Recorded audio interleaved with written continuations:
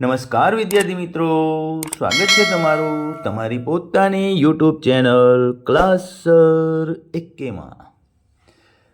આજના આ વિડીયોમાં આપણે જોઈશું આગામી નવી શરૂ કરેલ સામાજિક વિજ્ઞાનની સિરીઝ ધોરણ 6નું પ્રકરણ નંબર 7 ગુપ્તયુગ અને અન્ય શાસકોના સ્વાધ્યાયમાં આપેલા તમામ પ્રશ્નોનું સોલ્યુશન કરીશું.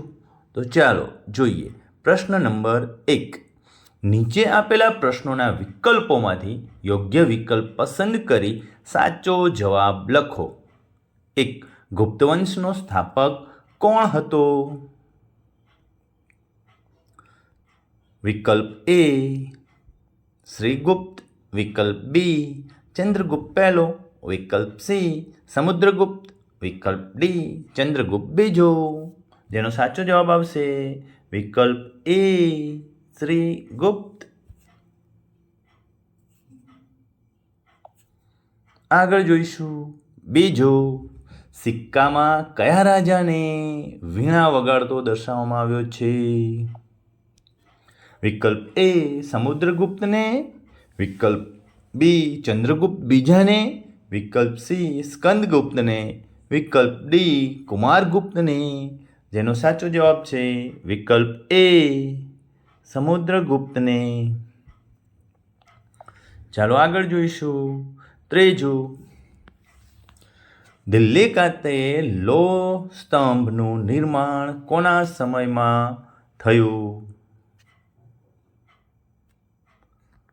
ત્રીજું, દિલ્હી ખાતે લોહ સ્તંભનું નિર્માણ કોના સમયમાં થયું?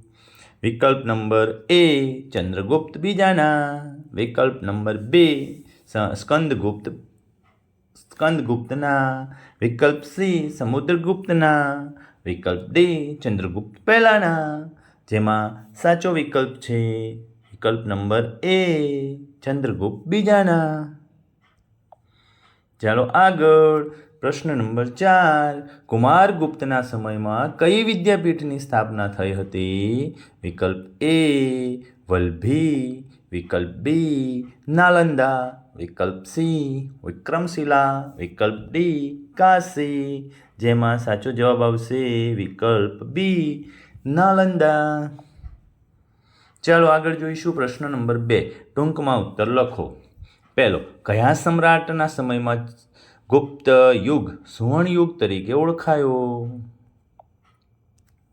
જવાબમાં લખીશું ચંદ્રગુપ્ત બીજાના સમયમાં ગુપ્ત યુગ સુવર્ણયુગ તરીકે ઓળખાયો. બીજું, હર્ષચરિતમના લેખક કોણ હતા? જવાબમાં લખીશું હર્ષચરિતમના લેખક હર્ષવર્ધનના મહાન કવિ બાણભટ્ટ હતા.